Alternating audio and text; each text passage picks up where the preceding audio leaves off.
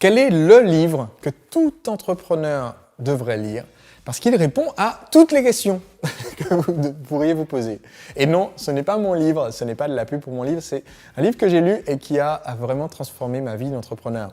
Aujourd'hui, j'aimerais en fait vous faire une recommandation d'un livre qui malheureusement n'est pas traduit en français, qui existe qu'en anglais, mais je vais essayer de vous donner quelques perles issues de ce livre. Et il s'agit d'un livre, comme je le disais, qui répond à toutes les questions que vous pouvez vous poser en tant qu'entrepreneur. Il s'agit d'un livre qui vous permet de comprendre comment vous pouvez recruter des personnes compétentes, comment vous pouvez déléguer, comment vous pouvez organiser l'entreprise, comment faire pour vendre vos produits, comment faire pour avoir un cash flow positif, comment faire pour vous démarquer de la concurrence. Et tout ça dans un seul ouvrage. Ce livre, c'est E-Myth Mastery de Michael Gerber.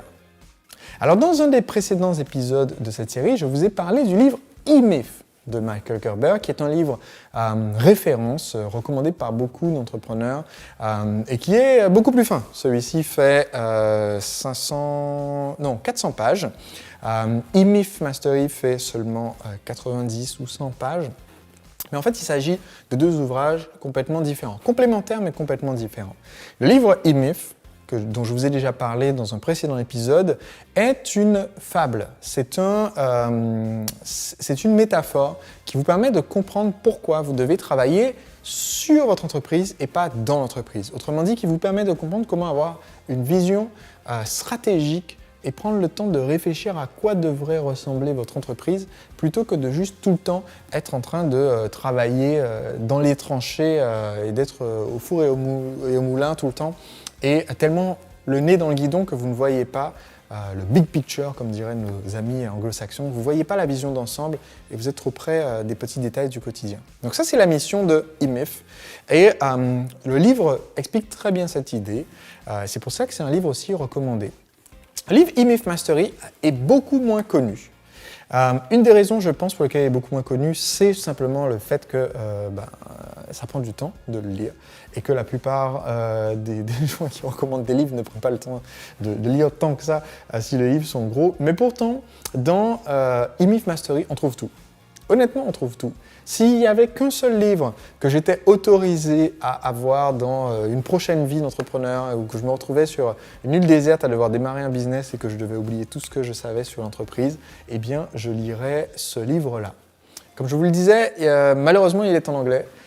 C'est le cas de plusieurs des livres dont je parle dans les lectures du lundi et c'est pour ça que je vous ai invité, voire même poussé, exhorté à vous mettre à l'anglais si ce n'est pas encore le cas parce que beaucoup des plus grandes pépites dans le monde de l'entrepreneuriat ne sont pas encore traduites en français et c'est le cas de celui-ci.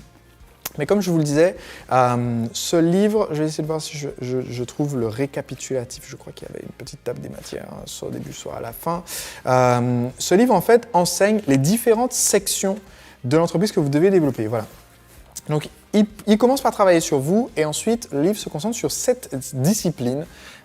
Et les 7 disciplines, c'est comment être un leader de l'entreprise et créer le business plan et la vision pour l'entreprise.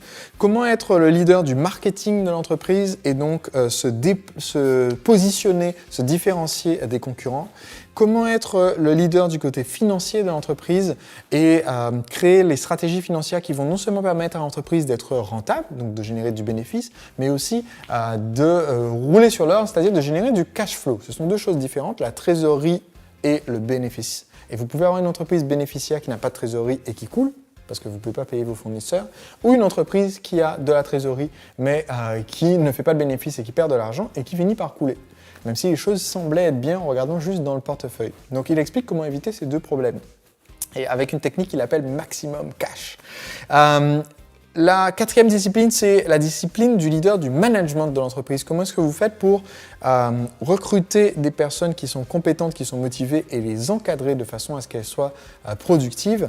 La 5e discipline, c'est la discipline de pas la satisfaction des clients, c'est dur à traduire, mais la livraison du produit ou du service et comment faire pour que l'expérience du client soit si positive que vous créez du bouche à oreille. La 6e, c'est la discipline du leader de la vente. Donc comment faire pour que votre produit se vende, parce que le marketing c'était pour le positionner et la vente c'est pour conclure la vente.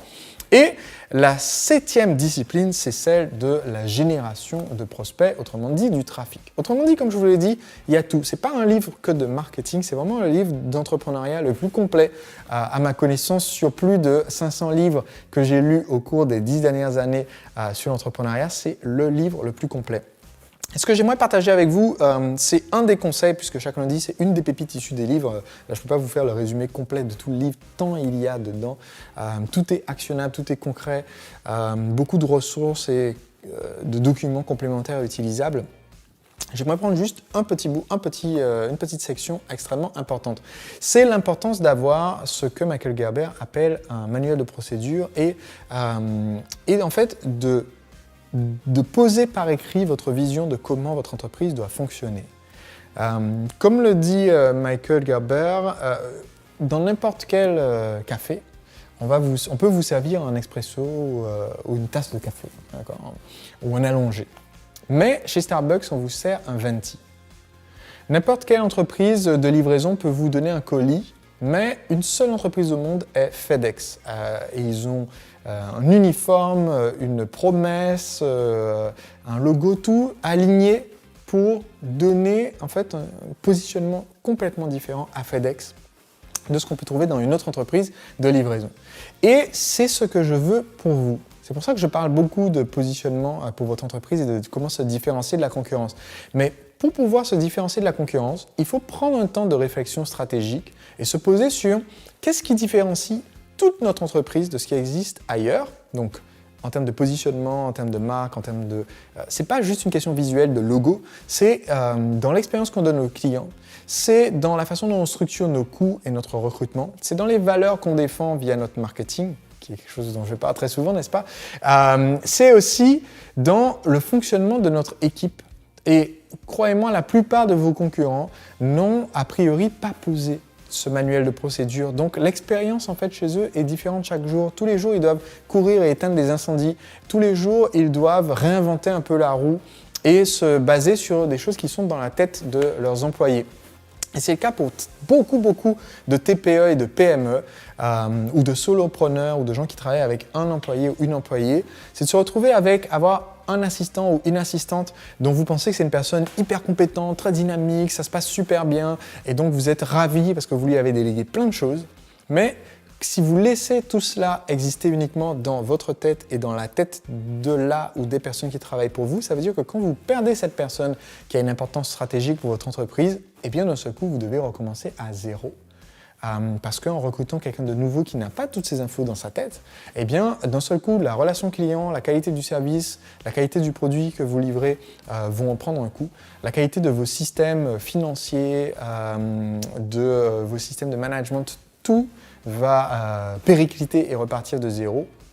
Et donc l'erreur à ne pas commettre, c'est de se baser uniquement sur des informations qui sont dans la mémoire des gens qui travaillent dans votre entreprise. Tout devrait être posé par écrit. Et c'est un double avantage. Le premier avantage, c'est que ça permet du coup d'avoir des personnes qui sont beaucoup plus facilement interchangeables. Si quelqu'un part en congé ou doit être remplacé, c'est beaucoup plus facile quand quelqu'un de nouveau arrive. Deuxième avantage, c'est que le fait d'avoir posé nos systèmes nous permet d'améliorer les systèmes. Et donc, dans le livre, Michael Gerber parle de la mécanique du changement, comment est-ce qu'on fait pour valider les changements. Et j'aurai sûrement l'occasion d'en reparler. Je pense que je ferai plusieurs épisodes consacrés à ce livre au cours des prochaines semaines et des prochains mois. Mais le fait d'avoir en fait le système posé sous la forme d'un diagramme ou d'une procédure écrite, et là je ne parle pas de faire une vidéo qui explique comment est-ce qu'on va cliquer pour uploader une vidéo sur votre compte YouTube ou autre, parce qu'une procédure vidéo, c'est pas aussi bien qu'une procédure écrite.